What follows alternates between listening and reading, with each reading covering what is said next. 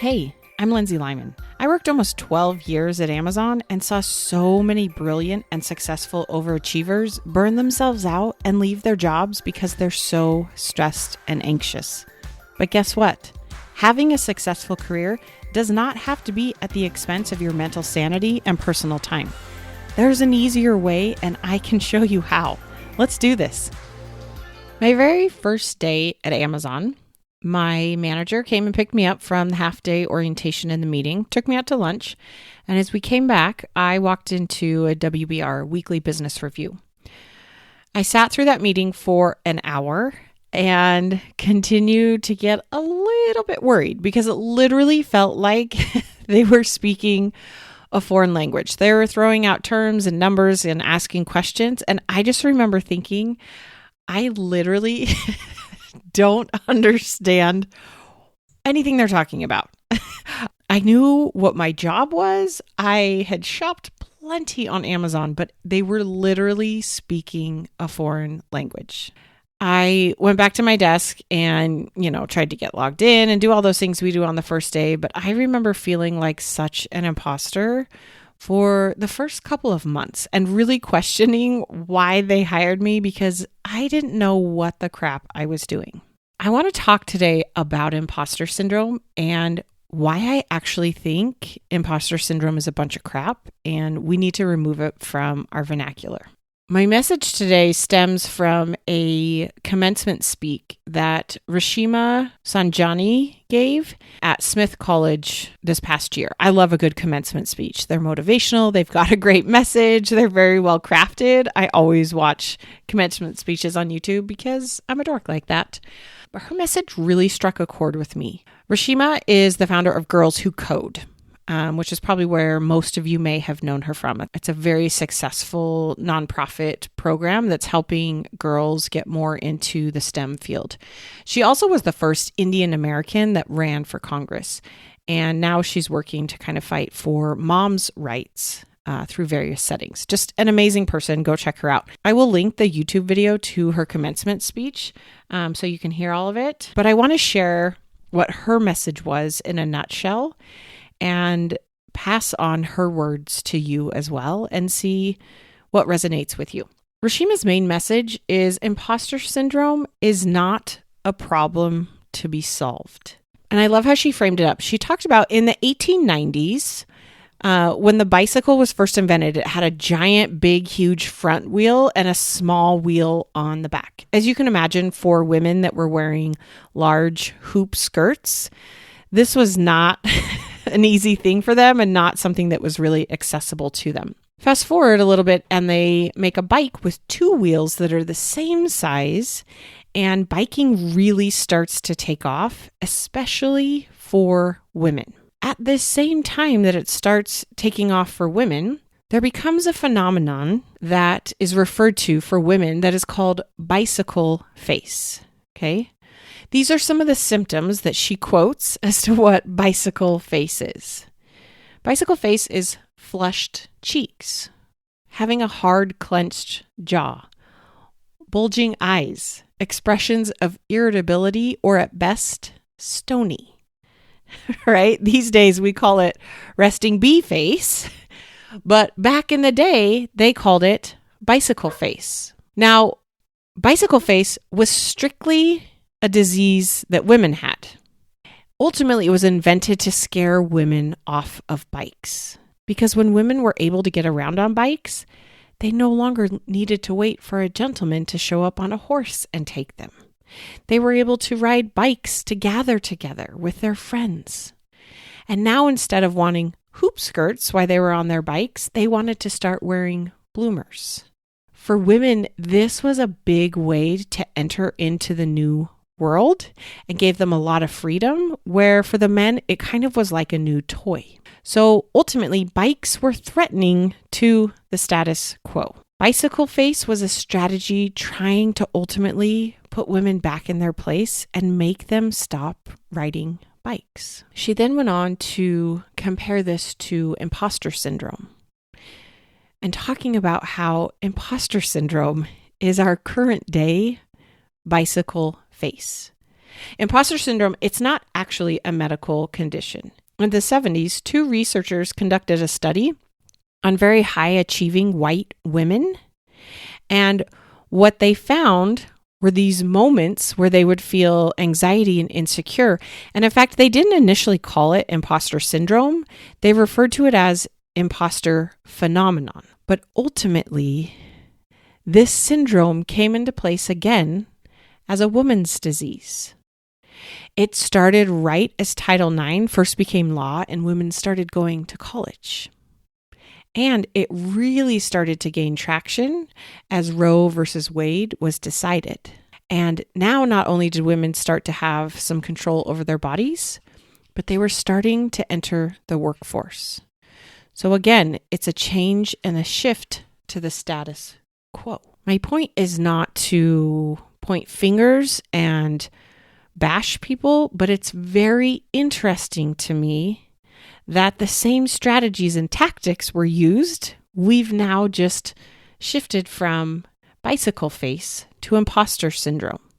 So she goes on to talk about kind of 3 lies of imposter syndrome and breaks them down to help us really understand how imposter syndrome is not a problem for me to solve or for you to solve or for anyone to solve. Okay, so the first lie as we think of imposter syndrome is maybe there's something wrong with me. Ultimately, imposter syndrome is grounded in a lack, in a deficiency, in something that's not right. But when we compare this to bicycle face, if you are riding your bike up a hill and you see the destination at the top that you're trying to get to, guess what? You may clench your jaw. There's nothing wrong with that. That is part of riding a bike. It means you're doing it. It means you're giving it your all and you're driving forward. There's nothing wrong with clenching your jaw. So as we think of imposter syndrome and we start to think there's something wrong with us and we feel underqualified and we start to worry we don't have what it takes and we feel that discomfort and anxiety, guess what? Discomfort and anxiety are part of a natural human reaction. Just like clenching your jaw to get to the top of the hill is natural, feeling anxiety and discomfort is natural. When I look back at that first day I had at Amazon in that WBR, I felt like I didn't understand the language because guess what? I didn't understand the language. There's nothing wrong with me. It's normal to feel like you don't fit in when you don't fit in, and that's okay. So the second lie of imposter syndrome is that it tells you it's your job to fix yourself. And I love how she breaks this down. If you only watch any part of her message, go watch this part. But she ultimately talks a lot about how that's a lie. She compares it again to bicycle face. If at the end of your bike ride, you were really flushed, no one's going to go tell you to go powder your nose. But a lot of what we're told is if you're feeling imposter syndrome, it's your job to cover it up, to go fix it. We give a lot of tips and tricks. I've even been guilty of doing this. I used to give a workshop on overcoming imposter syndrome. And I don't think these things are bad. We're not doing them maliciously, but you don't need to fix yourself. She goes on then to talk about, so if you're not trying to fix yourself, what are you trying to fix? In the United States, the women's pay gap has not changed in 2 decades. I'm going to say that again. The women's pay gap in the US has not changed in 2 decades. But as women, we constantly get the message to go and negotiate more, go and advocate for yourself, go and push for more.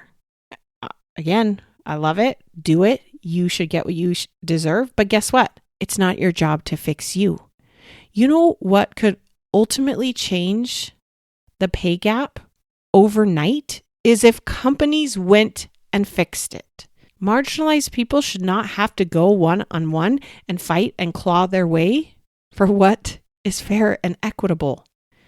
You know what would change it? Salary transparencies. Companies could literally solve this problem overnight. But we're taught with imposter syndrome, if you don't stick up for yourself and figure it out, it's your own fault. You just don't think you're good enough. Some of the lies we're taught with imposter syndrome is maybe there's something wrong with you. And second, it's your job to fix it. The third thing we're taught with imposter syndrome is it's inevitable. It's going to happen and you need to go fix yourself. Dr. Sarah Hackett Stevenson, she was the first woman ever admitted to the American Medical Association. She went and didn't just try to prove how to get over it. She challenged all of it and debunked all of it. As we look at imposter syndrome, the latest data indicates 82% of women admit feeling like an imposter. This is not about us as individuals being inadequate. This is about structural inequality and the messaging we're told, hi, it's me. I'm the problem. It's me. And we need to go fix ourselves. Focusing on imposter syndrome, it's a distraction. It is a strategy to keep us from focusing on what can really drive the change, on what can make it accessible for everyone, on not turning towards what really needs to change. Focusing on imposter syndrome is allowing the continued sexism, racism, classism, homophobia, all the other biases out there to continue to be baked into the system because we keep thinking it's us. So Reshma's message, and what I would like to echo, is that you are more than good enough. It is not your job to fix you. It is your job to love you exactly as you are today and to go all in on fixing the system. Because here's the thing, like bicycle face, clenching your jaw, feeling flushed, not a problem. It means you're riding the bike. Feeling anxiety, feeling discomfort, it's not a problem to be solved. It means you're heading in the right direction. Keep going. You don't need to change a single thing about yourself to be equally as valuable and important and able and capable of all the things you are in this world to do. So my offer to all of you listening is to let's end and debunk this myth of imposter syndrome as a problem that needs to be solved. Next time you hear someone say they feel like an imposter, think to yourself, you would never tell yourself you have bicycle face. Let's make imposter syndrome equally as comical and laughable as bicycle face. It's not a problem to be solved. It's a sign that you're heading in the right direction. Keep going. All right. You're amazing. You got this. We'll talk soon. If what you're learning from this podcast is helping, this is just the beginning. Each week, I offer a limited number of coffee chats so that you and I can connect one-on-one and talk specifically about what's going on for you. You'll leave this call feeling more hopeful and motivated, but I'm also going to teach you a few things to try right away to get unstuck. Space is very limited and these are free, so grab your spot before they're gone.